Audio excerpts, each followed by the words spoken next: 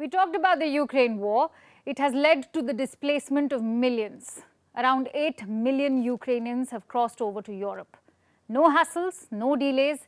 They were welcomed with open arms. Now compare that to Afghan refugees. Tens of thousands of them have reached the EU borders. They are awaiting resettlement. But I'm afraid it's an endless wait. Let me tell you what an international charity has found. Around 270,000 Afghans need permanent protection, meaning resettlement. Guess how many actually got it in 2022? Just 271. We did the math. That's 0.1% of the Afghans who needed resettlement. So much for Europe's open arms. Only 271 out of 270,000 Afghans have been resettled. And the rest? Well, they are living in camps on Greek islands.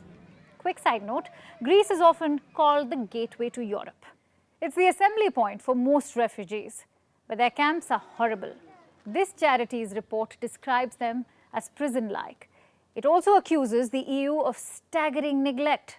In 2021, Germany set up a scheme to resettle 1,000 Afghans every month. And how many did they? 0 under that scheme. Italy has taken in half of what they promised, and some countries did not even bother. Austria refused to take in more Afghan refugees. So did Serbia and Poland. They simply shut the door. So thousands of Afghans were trapped in Greek camps.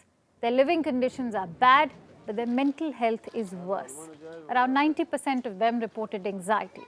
86% reported symptoms of depression. The obvious question is, why isn't the EU taking them in? It's not resources for sure. We just told you how Europe welcomed 8 million Ukrainians. What is 270,000 compared to that? So the only answer is racism. Europe doesn't have a problem with white European refugees, but it has a problem with Afghans. Take Poland, for example. They've done great work for Ukrainians. Around 1.3 million refugees are still living there. But let me tell you how that same Poland treated Afghans. In 2021, they trapped 32 Afghans at their border with Belarus. They refused to let them apply for asylum. Just think about it. Red carpet for 1.3 million Ukrainians, iron fence for 32 Afghans. If this isn't racism, what is? The fact is, Europe has a responsibility to these people. They had no problems marching in to Afghanistan with NATO, nor with occupying the country for 2 decades. But when it comes to refugees, they have no time or resources. So what's the solution? The EU has been asked to scale up the process. They have also given a target. Resettle at least 42,500 Afghans in the next 5 years.